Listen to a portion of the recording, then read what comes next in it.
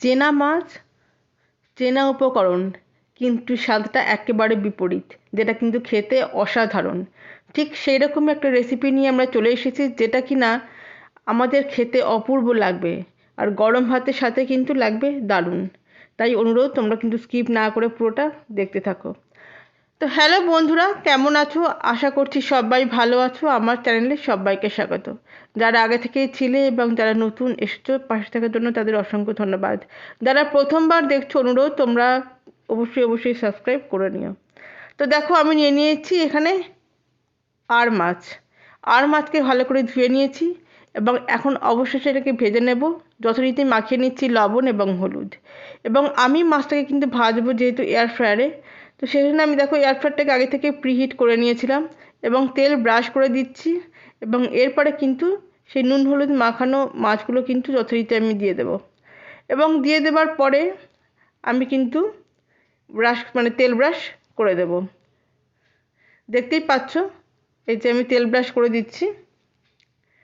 এবং এরপরে আমি এই যে আমি এয়ার ফ্রায়ারটা চালিয়ে দেব। এবং এখন আমি দিয়েছি 12 মিনিটের জন্য এবং আমি টেম্পারেচার দিয়েছি 200°C। এইবারে একটা কড়াই নিয়েছি এবং কড়াইতে গরম করছি সর্ষের তেল। রান্নাটা কিন্তু অবশ্যই হবে সর্ষের তেলে। তো সর্ষের তেলটা গরম হয়ে গেলে পরে আমি দিয়ে দিচ্ছি তাতে গোটা শুকনো লঙ্কা। অবশ্যই সেটাকে আমি ভেঙে দিয়েছি। এবং তারপরে সেটাকে একটুখানি নেড়ে নেবার পরে আমি দিয়ে দিচ্ছি পেঁয়াজ কুচি। এখন গ্যাসের ফ্লেমটা সামান্য একটুখানি বাড়িয়ে দিয়েছি এবং পেঁয়াজটা দিয়েও কিন্তু নাড়তে থাকছি। এখানে পেঁয়াজটাতে কিন্তু এমনভাবে ভাজা হবে যাতে জাস্ট অল্প অল্প কিন্তু রং ধরবে, খুব একটা ভাজা কিন্তু হবে না। তো যাই হোক, এখানে আপাতত আমি লবণ দিচ্ছি, কিন্তু সেটা এখন পেঁয়াজটুকু ভাজতে যতটুকু পরিমাণ লবণ লাগবে ঠিক ততটুকুই, সেই পরিমাণে লবণ এবং হলুদ কিন্তু আমি দিয়ে দিচ্ছি এবং দিয়ে দেখো নাড়তে থাকছি। এবং দেখো তেল কিন্তু ছেড়ে আসছে। এই অবস্থায় আমি দিয়ে দিচ্ছি কয়েকটা বেগুন। এখানে বলে রাখি, বেগুনটা কিন্তু কেউ দিতেও পারো বা কেউ নাও দিতে পারো, পুরোপুরি অপশনাল। আমি দিয়েছিলাম। তা যাই হোক, এখন বেগুনটা দিয়েছি। বেগুনটা দেখো লম্বা লম্বা করে কাটা আছে। এখন আবার এই বেগুনের জন্য একটুখানি লবণ আর হলুদ আমি আবার দিয়ে দিচ্ছি এবং দিয়ে কিন্তু ভালো করে নাড়িয়ে নিচ্ছি। এবার এটাকে ভালো করে একটুখানি কষিয়ে নেবার পরে আমি একটা মিক্সিং জার নিয়েছি। এখন আমি দিয়ে দিলাম তাতে 2 চামচ কালো সর্ষে। তারপরে দিয়ে দিচ্ছি 2 চামচ হলুদ সর্ষে এবং দিয়ে দিচ্ছি সামান্য পরিমাণ একটুখানি লবণ। এবং দিয়ে এটাকে শুকনো অবস্থাতে একটুখানি ঘুরিয়ে নিলাম যাতে কিনা আমার পেস্ট করতে সুবিধা হয়। তারপরে যথারীতি পেস্ট করে নিলাম এবং দেখো কি সুন্দর একটা পেস্ট কিন্তু তৈরি হয়েছে। এইবারে দেখো এতক্ষণে কিন্তু এই যে বেগুনটা কিন্তু প্রায় কষানো হয়ে গেছে। এখন বেগুন আমি দিয়ে দেবো সামান্য পরিমাণে জল। জলটা কিন্তু বেশি হবে না, অল্প হবে। আর জলটা দেওয়ার পরে কিন্তু গ্যাসের ফ্লেমটা কিন্তু হাই ফ্লেম করে দেব।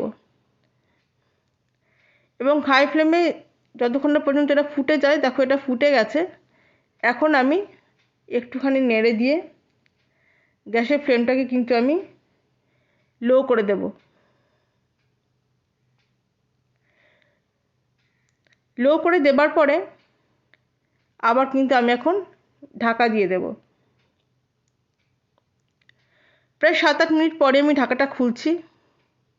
দেখো বেশ কিছুটা কিন্তু কুক এখানে হয়ে গেছে। এতক্ষণে দেখো এই যে মাছটা কিন্তু অনেক আগেই ভাজা হয়ে গেছে, এই যে সেই মাছ ভাজাটা। তো সেই মাছ ভাজাটাকে এখন আমি এই ঝোলের মধ্যে একটু একটু করে দিয়ে দেব।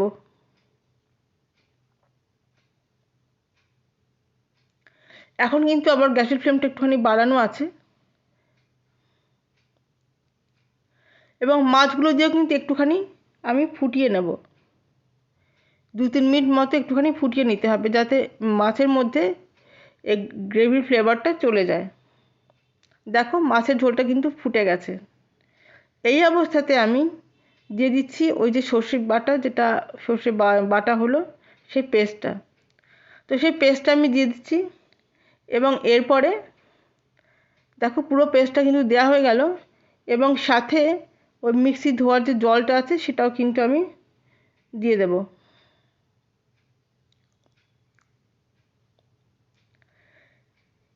এইভাবে কোনোদিন আর মাছকে রান্না করে দেখো, অসাধারণ লাগে খেতে। আচ্ছা, এখন এই সর্ষে দিয়ে কিন্তু খুব একটা বেশি আর আমরা কিন্তু আর নাড়বো না। এখন উপর থেকে দিয়ে দিচ্ছি কাঁচা লঙ্কা, আর গরম ভাতের সাথে খেতে কিন্তু লাগে অসাধারণ। ভালো লাগলে লাইক এবং সাবস্ক্রাইব করার অনুরোধ থাকলো। এই যে দেখো প্রায় ফুটে গেছে, এখন আমি কিন্তু গ্যাসটা অফ করে দিলাম। তাই ঘরোয়া উপকরণে একদম অন্যরকম স্বাদে আমরা কিন্তু আর মাছকে আজকে পেলাম, এবং খেতে লাগে অসাধারণ। তোমরা অবশ্যই নিজেরা বানিয়ে দেখো এবং কেমন লাগলো অবশ্যই কমেন্ট করে জানিও। ভালো লাগলে লাইক এবং সাবস্ক্রাইব করার অনুরোধ থাকলো। পাশে রাখা বেল আইকনটা প্রেস করতে ভুলো না। সবাই